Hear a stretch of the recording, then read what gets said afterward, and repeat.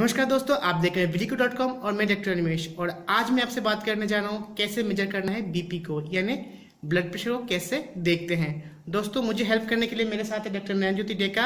मैं उनका शुक्रगुजार हूँ कि वो इस पर मुझे हेल्प कर रहे हैं। दोस्तों, अभी तक अपने अगर इस चैनल को सब्सक्राइब नहीं किया, मुझे सब्सक्राइब बटन को दबा लीजिए और इसको अभी सब्सक्राइब कर लीजिए, क्योंकि ये बिल्कुल फ्री है। तो चलिए दोस्तों, शुरू करते हैं। पहले जो चीज़ है, क्या क्या चीज़ आपको चाहिए। पहला चीज़ है एक स्फिग्मोमैनोमीटर, यानी बीपी मापने का एक मशीन।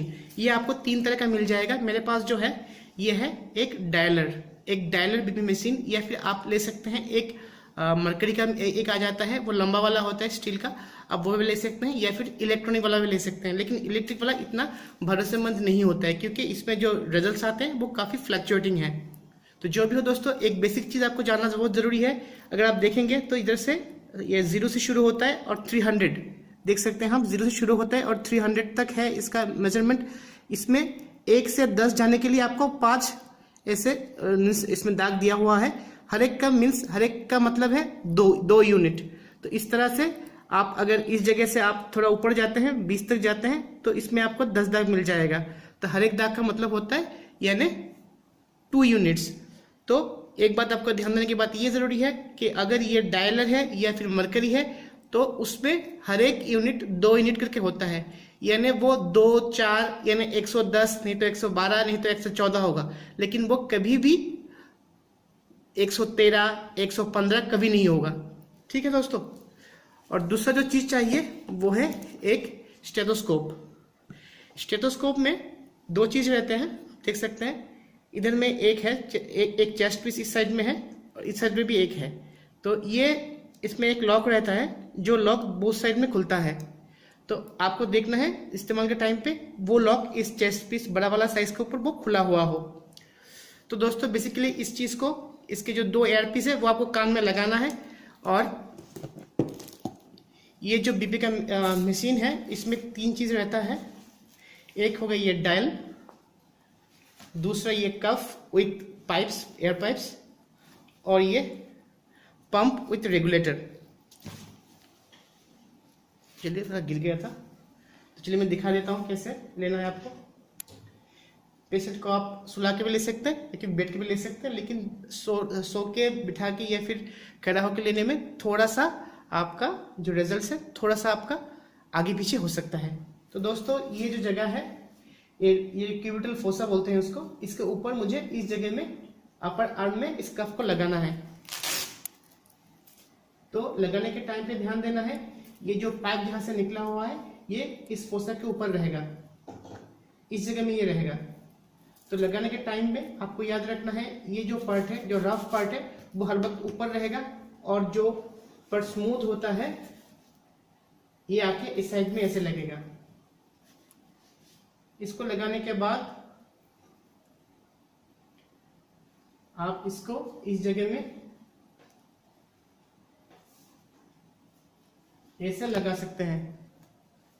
ये देख सकते हैं आप, इसको मैंने लगा दिया है। हालांकि इसमें एक क्लिप रहता है, इसको आप ऐसे लगाएंगे तो वो ये गिरेगा नहीं। उसके बाद आपको ये एयरपीस अपने कान पे लगाना है, और इस चेस्ट पीस को, एक बात को ध्यान देना जरूरी है कि लगाने के बाद आप टच करेंगे तो आपके कानों में शब्द आना जरूरी है। उसके बाद आप इस चेस्ट पीस को इस जगह में रखेंगे,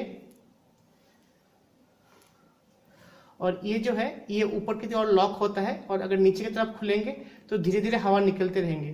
तो इसीलिए उसको हवा भरने से पहले ऊपर की ओर अच्छे से लॉक कर लें। उसके बाद धीरे से आप देख सकते हैं मीटर को, ये बढ़ रहा है। तो मैंने 200 तक लेके गया मैं।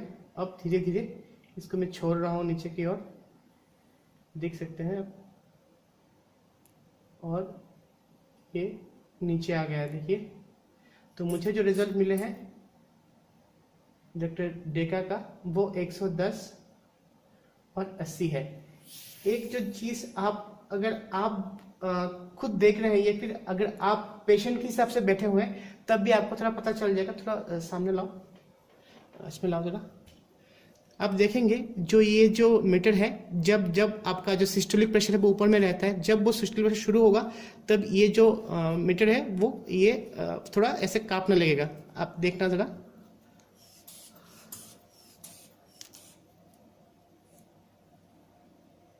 ये देखिए मैं धीरे से ला रहा हूँ नीचे।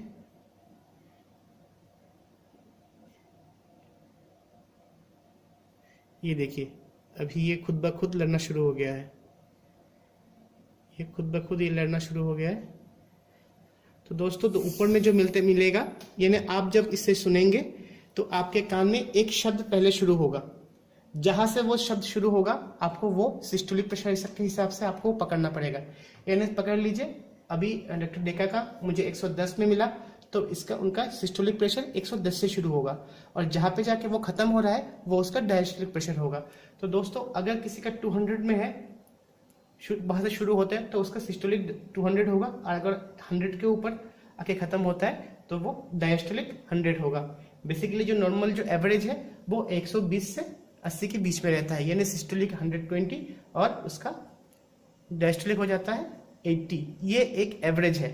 लेकिन अगर आपकी प्रेशर 140 ऊपर में और नीचे में 90 के ऊपर आ गया है तो आप as a hypertensive patient diagnose हो जाते हैं।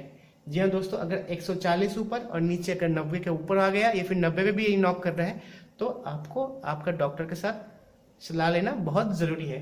तो दोस्तों बस इतना ही, ब्लड प्रेशर को मापने का जो तरीका था बस इतना ही है। अगर आपको कुछ सुझाव है या फिर कुछ जानना चाहते हो तो नीचे कमेंट बॉक्स में ज़रूर कमेंट कीजिए। और दोस्तों कल मैं फिर से आऊँगा एक दूसरे चीज़ को लेके, तब तक के लिए बाय बाय।